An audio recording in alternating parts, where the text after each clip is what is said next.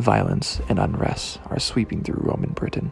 Justin and Flavius find themselves caught up in the middle of it all when they discover a plot to overthrow the emperor. Hello and welcome to Liam's Lyceum. I am your host Liam, aka Himbar, and today I'll be doing a spoiler-free review of Rosemary Sutcliff's The Silver Branch.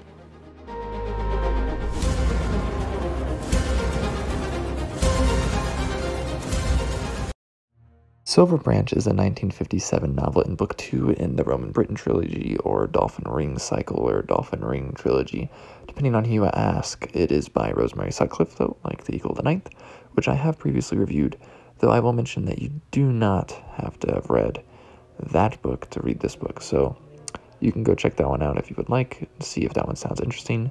But this one takes place a couple hundred years after that first book, and is only vaguely related to it. So in this book we have Justin, who is a relative of Marcus from the Eagle of the Ninth. Justin has not lived in Britain until he gets assigned to the Legion there as a junior surgeon. There he meets a cousin that is a direct descendant of Marcus from Book 1. That is Flavius, of course. So we have, in this one, this is later Roman Empire. I believe this is the late 3rd century, actually. It might be 4th century. It's during the Tetrarchy. It's been a while since I read it, actually. So we have sea wolves here, which are essentially the Saxons, which is interesting, as this is, during the Roman period, of course.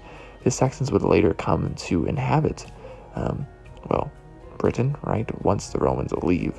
So it is, interesting to see the interaction between the Romans and the Saxons before, England is a thing, essentially. So there are much more politics in this one, and more action.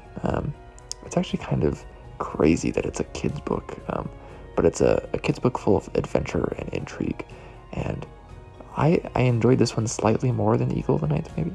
I was less familiar with it going in, but again, if you want a good historical fiction with adventure and some action, and it's not difficult to read at all, it's pretty short, maybe try out Rosemary Sutcliff here. And I've been a fan of Rosemary Sutcliff for years, so I was glad to finally get to this series. I believe this book was actually also free with an Audible membership. I need to double check that, and it might not be the case now, but for those curious, if you want a quick read. Anyways, it's been Liam's Lyceum. I'll catch you next time.